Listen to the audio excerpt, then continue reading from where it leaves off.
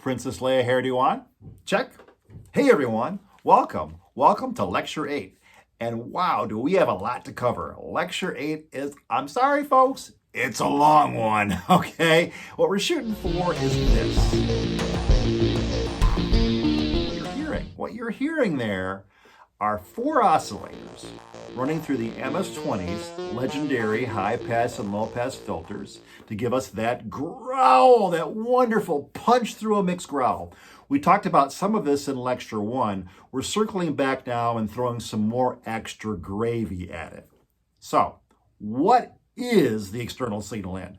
And what is this, we'll call it Sallen Key because that's the kind of filters we're talking about. What is this Sallen Key growl we're hearing? That's the first the first portion of today's lecture, this lecture, okay, is the what. Then we're going to go into the why. Why do you want to do this? And the why will be sort of made alive for us with a laboratory. We're going to do an in-lecture lab of actually why you'd want to do this. Why you'd want to actually use the external signal in and derive something out of the Sallen Key filter set as compared to maybe like a ladder filter, a typical Moog ladder filter. We'll do a compare and contrast. So we've got first what it is, then we'll do a why, and then finally there'll be a how. How, the so what of it all. How do you make this work? How do you actually get a signal in to allow the MS-20 to munch on it and then growl it out, right? And there's a couple of tricks, and we'll talk about those tricks. So now, with not much more with not much more fanfare, there we go, fanfare. Let's spank this puppy down the road. Okay, so, yeah, I know. You don't need to tell me, as my lovely bride says, it beats the alternative. The external signal processor is different than the external signal in. The external signal processor is that bottom row of knobs on the MS-20. Well, in fact, let's zoom in and I'll show you on this, all right? All right, my patch sheet. So for those of you who are loyal subscribers, you know, guys, that I'm super patch sheety. That sounded really weird. So the external signal processor, that's down here at the bottom. There's an input there. That's not what we're talking about. No, we're talking about dumping it in right here. That is the external signal in. And it has a prohibition on it that says 3 volts, PPMAX. And that probably freaks people right the heck out. Well, we'll talk about how we'll make that work in a little bit in the how section.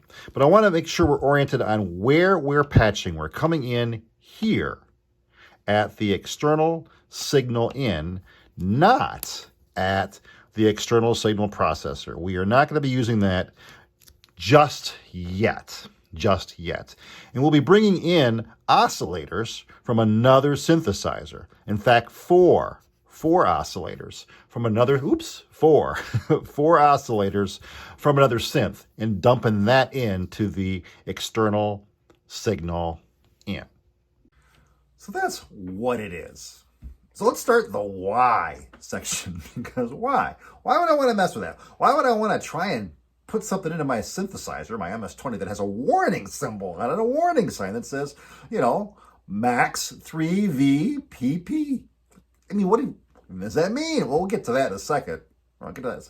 But the real why is the MS-20 growl. See, the external signal processor, you cannot modulate the cutoff frequency of the high-pass and low-pass filters.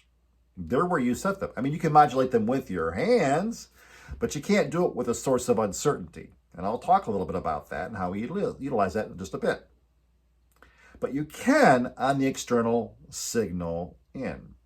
You can mess with the cutoff point. You can mess with the resonance, and you can really boost the resonance. And between boosting the resonance and making that cutoff frequency slew back and forth with a voltage, external voltage, well, and that's the growl we're talking about.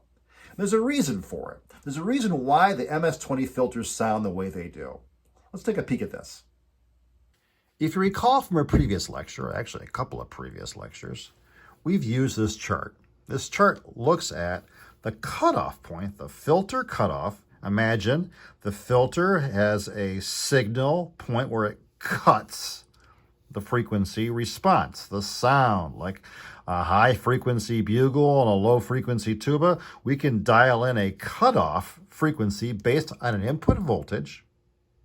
An input voltage then slews back and forth along the frequency scale where the sound frequencies are cut. High cut filter is a low pass filter. It passes low frequencies, it cuts the high frequencies beyond a filter cutoff based on an input voltage. And we have two filters on the MS-20. A high pass filter, which is also known as a low cut, up to that cutoff point based on a voltage input, and then we pass the high frequency beyond that, giving us a band pass. That's how you offer up any kind of audio band pass filter. You're going to have a high pass filter and a low pass filter. You're running the signal through those two devices to give you that band pass. We also had an option where we can run a notch filter. That was a previous lecture, but right now we're talking about the band pass filter. That's how the filters work on the MS-20. The generally speaking way to make it a band pass filter. Where we modulate the band pass filter, a couple different ways, but what we're going to do is we're going to have our input signal, some 4 oscillator signal coming in here, right? We will then put a voltage in to modulate the high pass filters cutoff and a voltage in signal in to manage the low pass filters frequency cutoff. They're both voltage control devices with voltages being dumped in with our patch cords. So that's the ideal filter with a complete door slamming shut at the cutoff frequency. But that's not sonically interesting. What we actually will see is a roll-off point and a slope, a gradual attenuation of the frequency response. Let's go to that next. There are absolutely uses for filters that shut off like a door, industrial uses. Like when I want to cut the noise out of a certain frequency, I don't want any noise beyond that. Or perhaps there's a low frequency oscillation I want to catch and nothing above that. So those are industrial uses, but they're not particularly sonically interesting. There is a whole series of filters that we do use in music with synthesizers, and they have a gradual attenuation. So over here, we're talking about amplitude reduction, frequency attenuation. And these numbers over here, the units of these numbers are actually decibels, decibels. So what is a decibel? A decibel actually comes from Alexander Graham Bell, the guy that invented the telephone. And he came up with a way of measuring frequency loss, attenuation, really voltage loss, across a DC line on a 1-mile loop of wire when they were looking at how efficient or effective the communication would be through a telephone line. So the unit was bells. Well, we're looking at decibels, which is 10%, 1/10 of a bell. But it's still this idea of loss or attenuation, whether it's on a phone line or in a filter. And you can see that different filters can have different rates of attenuation. These attenuations are in decibels per octave. That's what we care about, decibels per octave from C2 to C3. From a C2 to C3 reduction, I don't know, what's 250 and 500? Is that C2 and C3? It might be. I can look it up. Doesn't really matter. The idea is between C2 and C3, 1 octave. On this particular filter here, I should be using a red pen because it is a red line. So let's go ahead and do that from here down to here, right? That is a 6 dB loss. We call that 6 dB loss slope, 6 dB per octave loss, that slope, a 1-pole filter. 1 pole, okay. This idea of poles, for us, it will be a convenience. It's actually a mathematical calculation and measurement assessment of filters' capability across the frequency spectrum, the ability of a filter to attenuate. And these poles and asymptotes are across the frequency spectrum, and they count the number of poles, that's these up to infinity spikes in a frequency response, range of frequency response. And those numbers of spikes associate themselves with the numbers of poles, they're called poles, of the filter. That's just going to be, math that we're not going to be messing with. This isn't a class. This is not an engineering class. I don't teach an engineering class to you folks. This is all about kind of like just utilizing our equipment and having fun, and you don't want to listen to me blather on about that. But what you do want to know is when we talk about, and you hear people talk about poles, filters, I have a 1-pole filter, I have a 4-pole filter, what they're talking about is this frequency response curve. But what it really works out to for us in our use is a 1-pole filter will always be a 6 dB per octave reduction, a 6 dB per octave slope. A 2-pole filter will be a 12 dB per octave slope. A 4-pole filter will be a 24 dB per octave slope. You see a pattern here? The pattern is the number 6. The number 6. 1-pole is 6 dB. 2-pole is 12 dB. 3-pole is 18 dB per octave, and 4-pole is 24. Okay, so obviously you could design a filter to have it slam the door shut, kind of infinite number of poles. But again, for us, that's not super interesting, because as we're slewing back and forth across the frequency spectrum with our filter, we might want to hear some additional frequency, some additional sound above the cutoff point.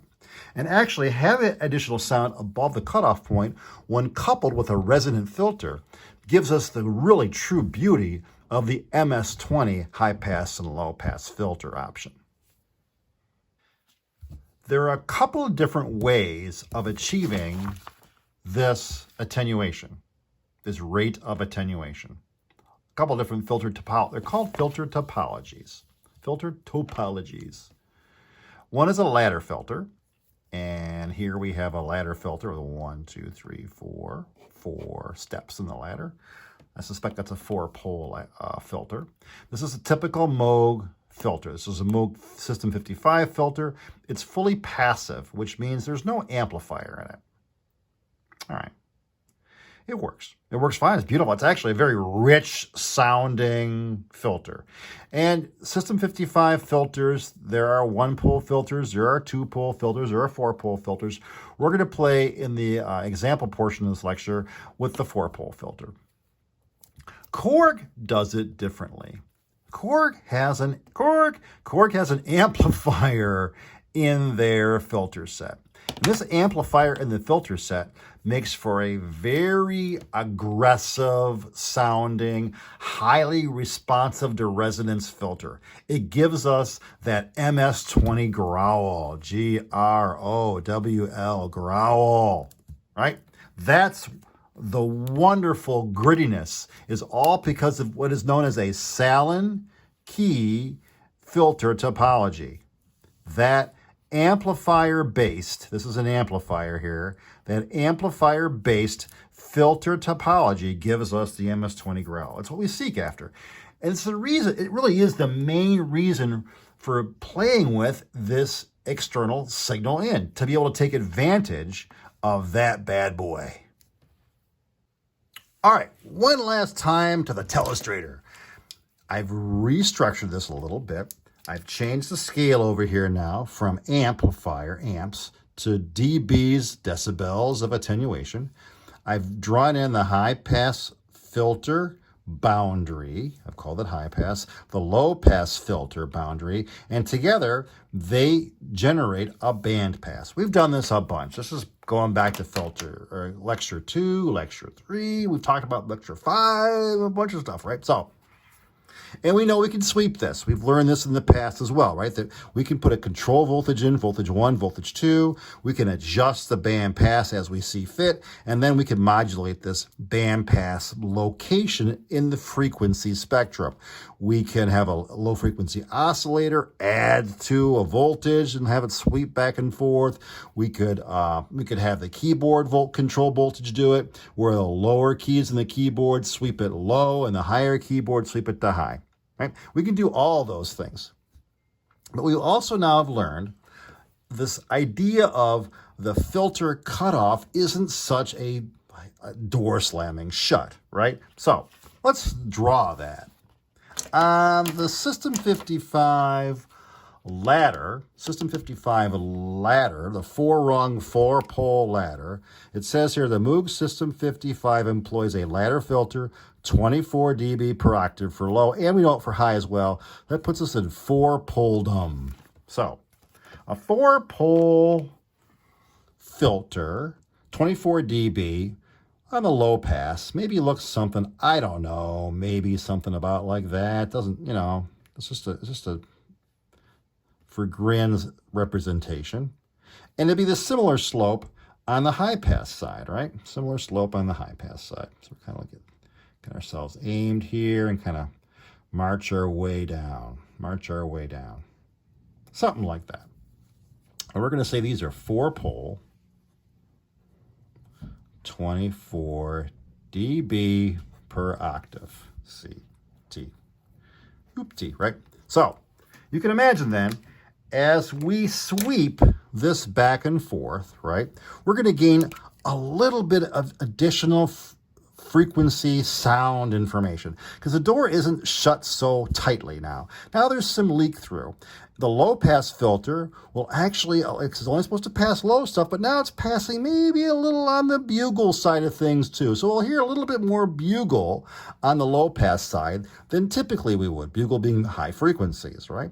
Same on the high pass. The high pass we had it drawn as a door, wham, shut. Well, now it's going to leak a little bit of tuba in there, a little more tuba, a little more low end. So it's kind of a gradual. So as it bounces back and forth, as we modulate that bandpass, we have a little bit broader, warmer sound.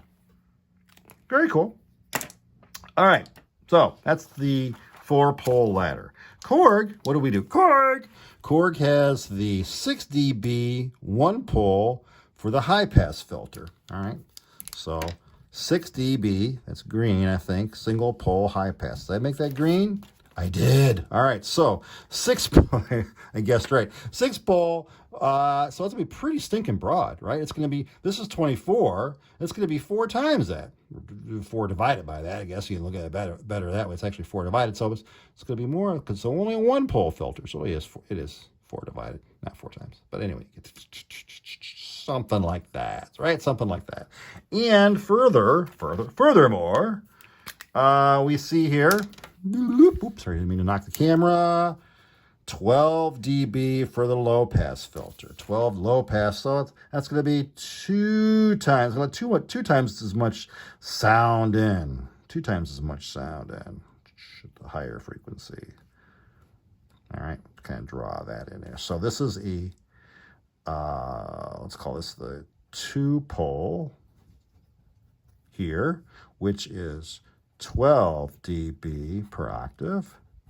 And over here on the green side, green, red side, red, green side is a 1-pole, 6 dB per octave. And what you can already see then is, if we were sweeping the MS-20 filter set back and forth, we'd get way more information. We get way more sound because it's leaking. It's a good term for it. It's leaking more sound in from where the high pass cutoff is. The high pass cutoff isn't a door slamming shut. It isn't an almost door slamming shut. It's letting a lot of sonic goodness in at both the low end and at the high end. So the high pass filter only supposed to be passing high stuff, but it passes quite a bit of low. And the low pass filter only supposed to be passing low stuff. Well, it's passing a reasonable amount of high. And you say to yourself, well, is that a very efficient filter? And the answer would be no. In terms of an industrial filter, it's not particularly efficient. But here's the magic. All right, check this out. What actually happens is resonance. When we put resonant, which is like kind of like a feedback loop. It's like an amplifier feedback sort of loop, loopy sort of thing. And what it does is right about here, it really spikes up the filter cutoff, and then it comes on down. Loop, all right? And the same thing is true on a low pass filter. At the cutoff frequency, right? If with great resonance, it would go loop, and then kind of come on down. Couple things. The Sallen Key filter has an amplifier in there. So that little amplifier really makes these bad boys big and broad, number one. Number two, look how much more sonic information you get to be amplified. If you were a 24 dB filter, you get a little bit in here. Let's draw that in. Let's just draw that in. All right, you might get a little bit in here, right? Because there's just not that much sonics available to you, right? Over here, same deal. But on this, you get all of this sonic goodness, all the way down to here. All of that's available to you. Same over here on the high-end side of things. The low-pass filter, which is leaking some high-pass stuff, is going to give you all of this sonic goodness too. A lot more sonic goodness. That sonic goodness is what gives us, in context of this amplified driven filter set, our GROWL, the sought-after MS-20 GROWL. Was that a growl? I think that was a growl. We're at about 21 minutes of video at this point. I'm about 2/3 of the way, maybe 3/4 of the way through the why. I haven't even touched the how-to yet in 21 minutes of lecture. You know, my students complain about how long my lectures are, and of course, you can too. So, point of reference, just for all of you. This fall, I teach probs and stats class, engineering probs and stats. The very first, it's a 1 night a week class. The very first lecture, 70 slides, 70. That's about 2.5, maybe 3 hours.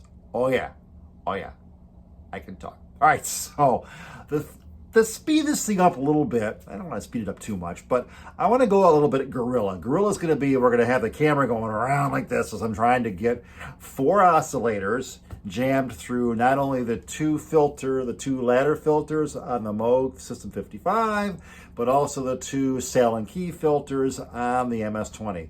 We're going to use four oscillators, a 4 oscillator group through a mixer into an effects bus into Ableton, so you'll be able to hear what's going on as I'm twiddling the knobs.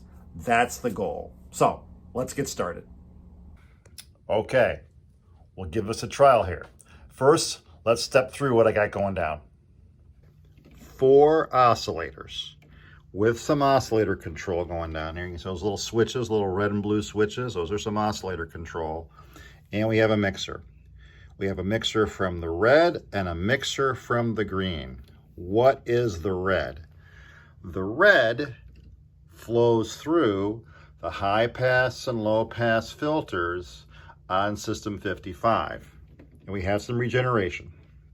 The bandwidth, the bandpass filter, has been set up to be equal to, as best I can, equal to the bandpass that I have set up on the MS-20, right there. So it turns out this is about the same bandpass as this. And if you kind of compare the knob positions, like, I could kind of believe that.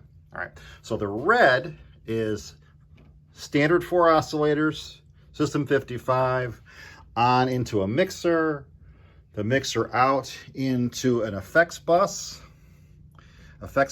on into Ableton. We will be modulating the high pass and low pass filter control voltage, where we're going to actually be slewing then. We're going to slew, a big shadow there. Yikes, let's stand back and forth. We'll be slewing this back and forth, this band pass back and forth. Remember, the System 55, those are 24 4-pole, 24 dB per octave filters, the System 55.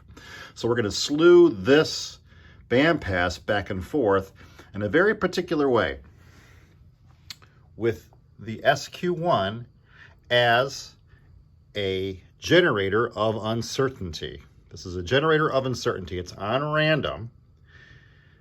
Bank B is all set to 1 volt out. Bank A is set between 1 and 8 volts out. 8 volts out. So as this is running, you'll see it bopping back and forth, and you'll hear it. For example, it would be like 1 volt, 1 volt, 3 volt, 1 volt, 2 volt, 1 volt, 5 volt, 1 volt, 1 volt, 4 volt, 1 volt, 8 volt. That's the uncertainty, the randomness. And that randomness will be both controlling the MS-20 when it's the MS-20's turn in terms of its band pass location, right? As well as the System 55. And you'll be able to hear that. A modal has been, actually kind of a little sequence has been programmed in the Mother 32. Mother 32 will be giving us the command for the oscillators. And we'll throw in some drummer from another mother and subharmonic in a little bit. All right, so let's get this going. Okay, let's get our sequence going here. Good. Now I want to adjust the mixer here to make sure we've got a good signal coming in. On the VU meters. Bad. All right, let's go over here now and start our uncertainty. You hear that? Good. Come over here, maybe toss a little bit of regen into it. As much as we can.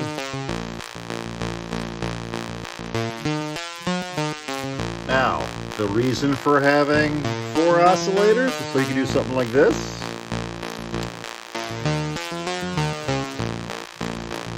Good. Let's go over and throw some effects at it now.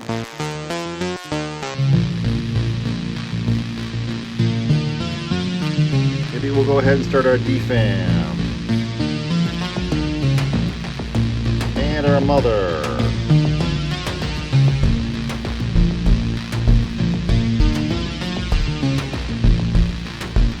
Okay, let's do some more here. A little more magic.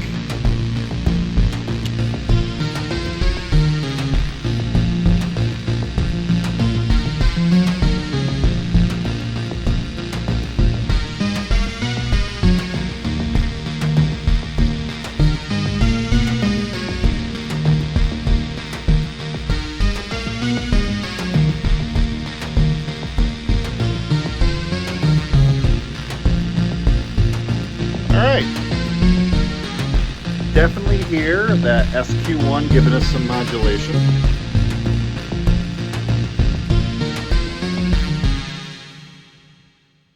Not bad, not bad. We definitely heard our source of uncertainty, our SQ1, bopping our window, our band pass window back and forth. We modulated the band pass filter in the frequency domain. Ha, not bad, right? So you can hear those bad boys working. Definitely in there, right?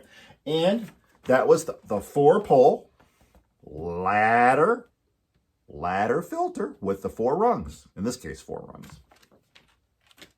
All right. That was our 24 dB, the blue dotted lines. 24 dB per octave, 4-pole. Now we're going to go ahead and listen to, finally, the SQ1 modulate the MS-20's band pass filter, and recognizing again too, we'll feed it through the high pass filter first. That high pass filter, as opposed to the ladder filter, the Sallen Key filter of the MS-20 is a 1-pole filter. Basically, it's 1/4 of the slope, but there's 4 times the sonic energy coming out from under the curve. On the way in, on the way out, the 12 dB 2-pole filter. It's half of the slope, but 2 times, there it is, 2 times the sonic energy with which we can draw from on the resonance. We're going to go ahead and let that bop back and forth. Go ahead and give that a try. Sallen Key. Source of uncertainty, which will be bopping back and forth. Our band pass. It's going to come in and this time modulate the band pass location in the frequency domain on the MS-20. Let's go ahead and give it a listen. Getting started. And yes, it's going to drive me crazy too by the time we're done with it. All right, now go ahead and give myself a little bit more here. Now I have to be careful because once those Sallen Key filters start kicking in with the resonance, they are really going to pop up my amplitude on my filter. And then that'd be, you're going to go above a minus dB and go to plus dB. And we will see that here. That's not as far as I think I want to go. Let's go ahead and start this.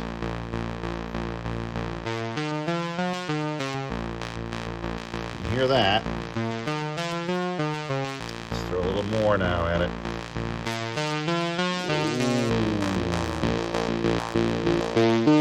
Okay.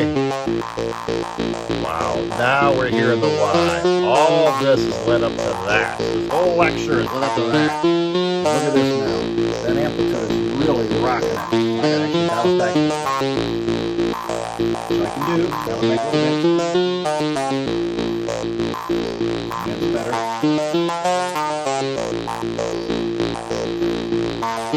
Give it a listen here. A little extra. Switch to grunge. Alright. Let's add a little bit of fire. Oh, I'm going to dial it back a bit more. Woo. Alright. Oh, dang. Yeah, really rocking it. Okay.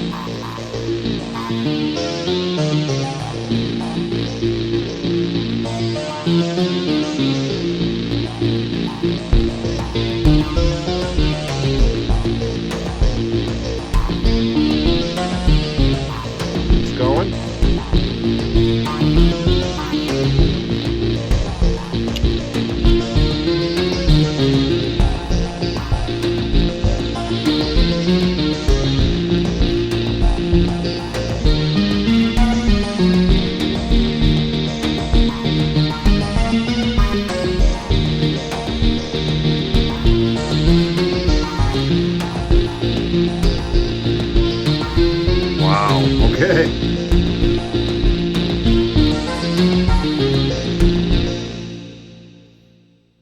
Wow. I mean, just wow, right? And I have said this in many, many lectures. In fact, most of the lectures.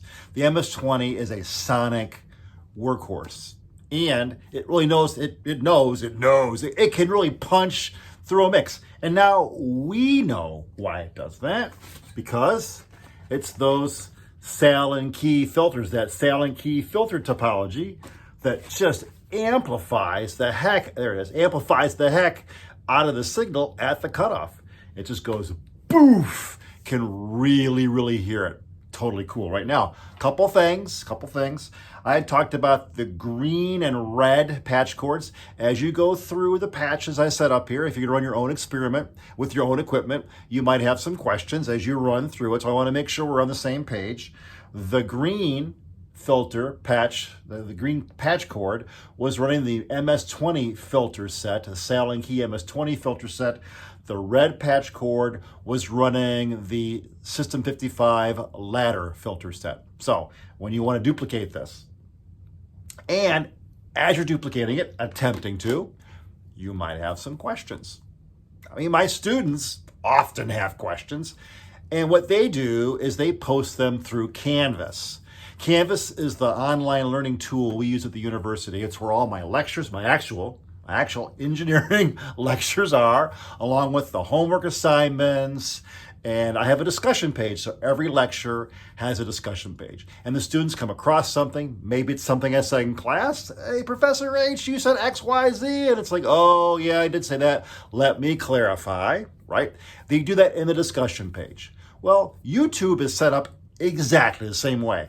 I have YouTube set up much like I would set up a Canvas shell for a course. And that is, we have all of our lectures listed, and each lecture on YouTube has a comments page, comment section, right as part of the video. So if you have a comment, please send it.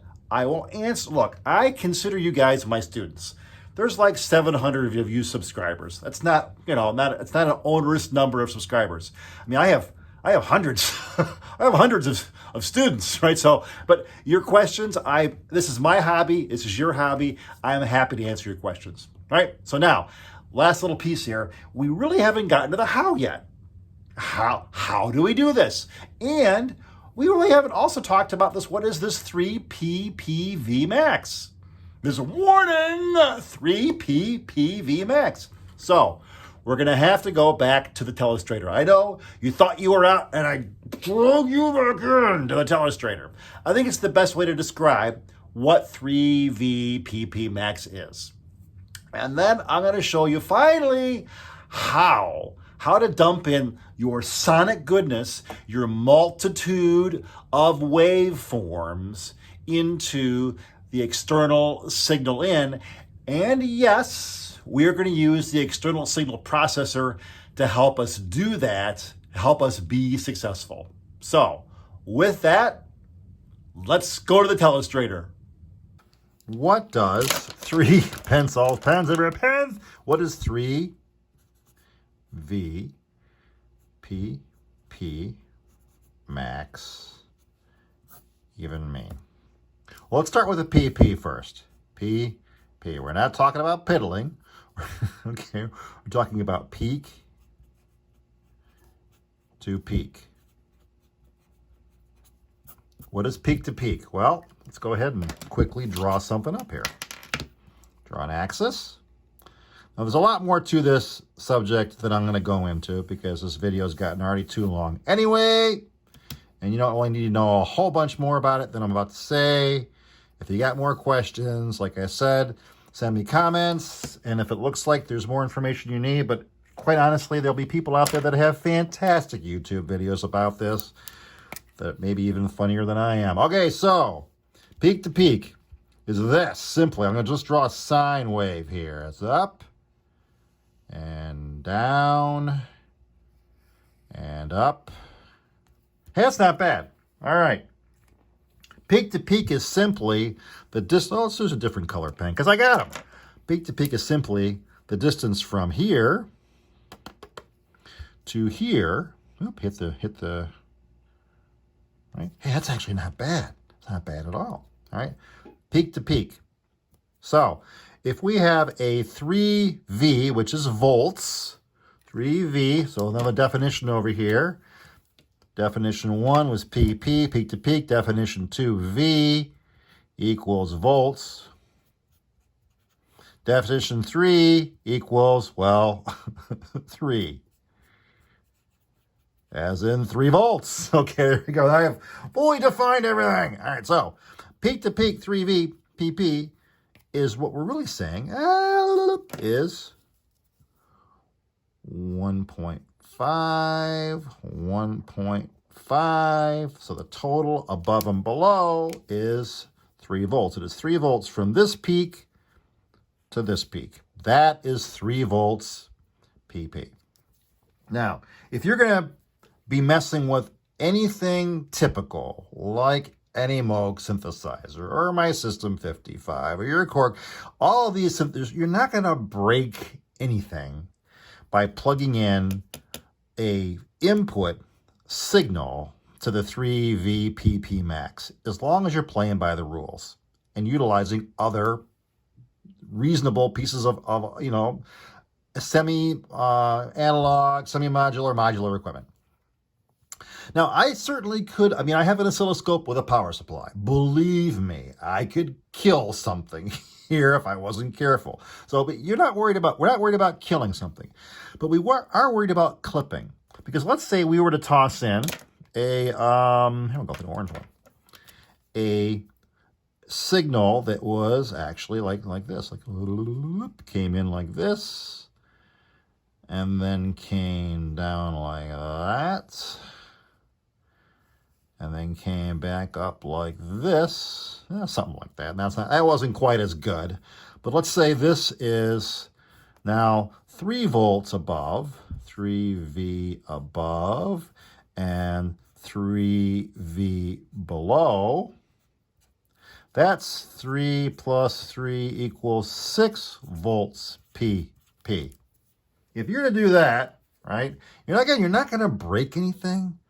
But what's going to happen as the Korg MS-20 processes that signal, what it's going to do is it's going to clip that. It's going to clip that signal. It's going to go like this and like this. And what you put in that you thought was a sine wave is going to get processed as a square wave. It's going to sound like a square wave, and you're going to be very unhappy. So how do we manage to keep this under control? Well, if you don't have an oscilloscope, right, it can become a little bit challenging. Well, it turns out the MS-20 has a little secret, and it does happen to utilize the external signal processor. So you got me. We're going to try and show this here. All right, we'll do a little bit of guerrilla recording, but MS-20, an oscilloscope so we can see what we're doing. And we have the green signal in from the oscillators on the System 55. And you can see I'm actually porting them into the external signal processor for a reason. It's coming out of the first point out after the amplifier up into the external signal in 3V PP max.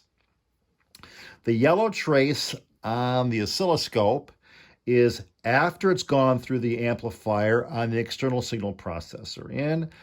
The red trace is the raw trace from the from the System 55 output. And that signal there, you can see that signal, that is a mix of a sine wave, square wave, and there's some pulse, I think. I've got some sawtooth. I got a couple things. It's 4. Oh, it's 4. It's 4 oscillators mixed together. Zooming in now, our signal in, going into our amplifier in the external signal processor, and then it immediately comes out of the external signal processor and goes up into our external signal in. So the only knob down here that has any effect at all on this signal path is the one that says signal level.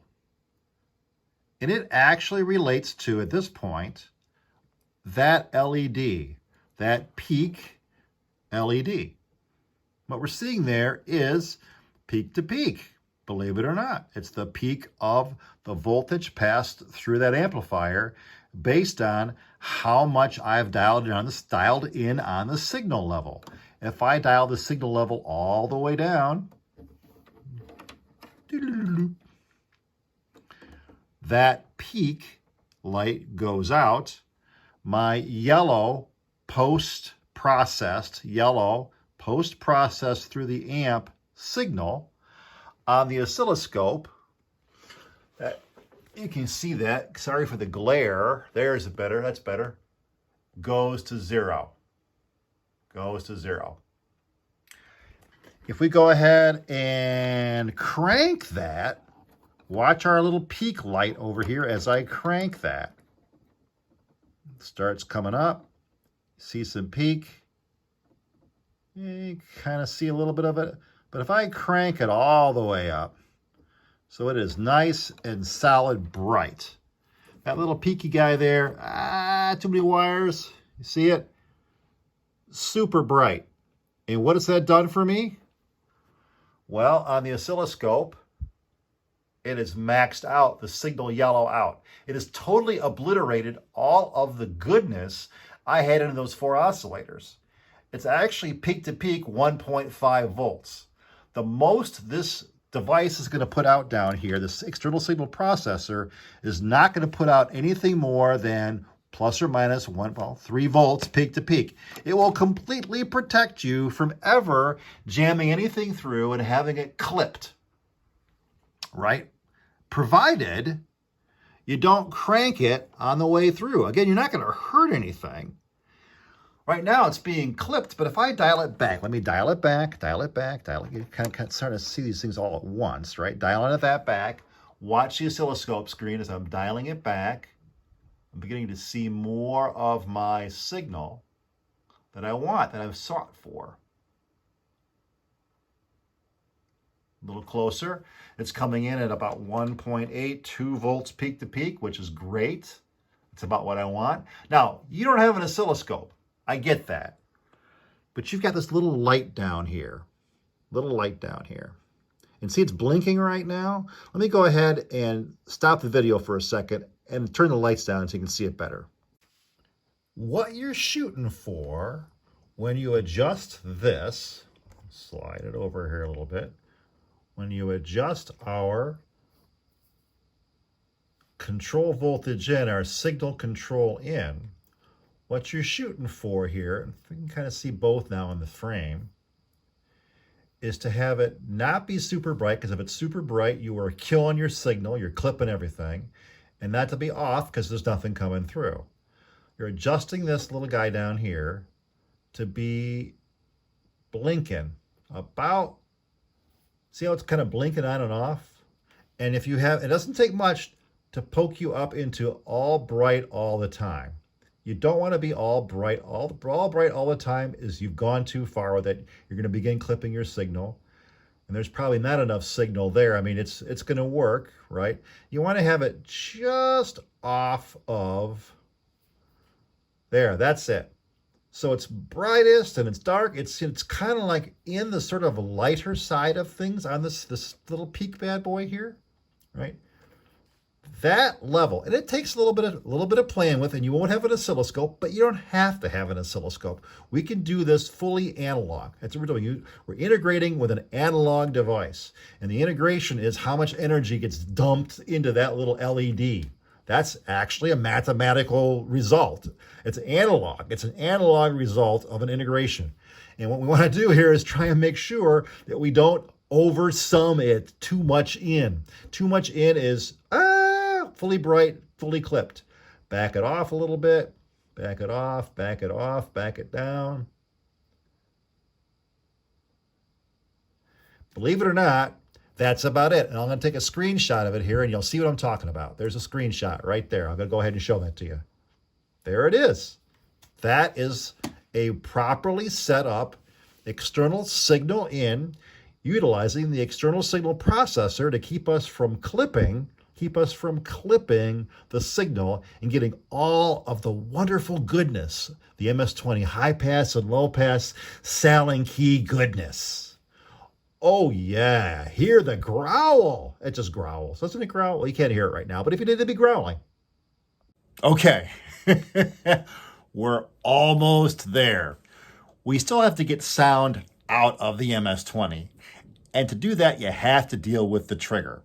So we'll talk about how to actually crack open the envelope when you're not utilizing the MS-20's oscillator signal chain. From our MS-20 manual, remember now we've got that signal out. MS-20 was green. We're using neither of these voltage control oscillators. We're dumping our signal in here, 3V PP max. That's where our signal in was coming from. And we've already talked about what 3V PP max means, how to mess with it with the LED down here to make sure we're not giving everything a square wave. Everything looks great except there's one more little thing, and that is the envelope generator. So we have to deal with that, because unless you crack open the envelope with a trigger that typically gets triggered with the keyboard press, if you don't mess with that, then there will be no sound, there'll be no signal. It doesn't matter what you do with the volume. This amplifier will not fire. The amplifier requires an envelope generator, and that envelope generator requires a trigger. Somewhere, somehow, it goes down into here. So what we will do is we will short circuit that by taking this, our variable little wheelie thing on the MS-20, and we're going to dump that directly into the trigger in. Just like that. There go the patch cords. And we're going to crank this fully open, plus voltage. I think it's plus 5 volts. That's what I think it is when you crank it. And there you go. That will crack open the envelopes, that will crack open the VCA. We're not using the envelopes. We simply want this amplifier to be on so all of our sonic goodness, our Sallen Key growl can pass through our tasty little band pass with the great little bumps there and ooh, growl. Oh, hey, all right, so we're at 46 minutes and 13 seconds. That's 46 minutes and 13 seconds plus this little bit here of your life that you will never ever get back. So I hope this was helpful to you. I really do. I do this for you guys 100%. You know, there's no midterm, there's no final, there's no lab reports, there's no homework. You know, I want you to take what I'm utilizing. Hey, plagiarism is the highest form of flattery except at a public university, so don't try it there. Okay, so anyway, thank you for joining me. As always, you can always find me at HA_DLBAH at YouTube. I'll be your first hit. And, you know, if you do subscribe, this stuff comes right at you right away. And if not, that's cool too. It doesn't really matter to me. But it does matter to me if you have questions. Because please, please, please, if you have questions, I'm happy to answer them. Put them in the comments, and I'll treat you just like my students at the university. You'll get an answer. All right, well, I got to wrap this bad boy up, and I got other stuff I got to do. I bet you do too. So, hey, we'll talk to you later.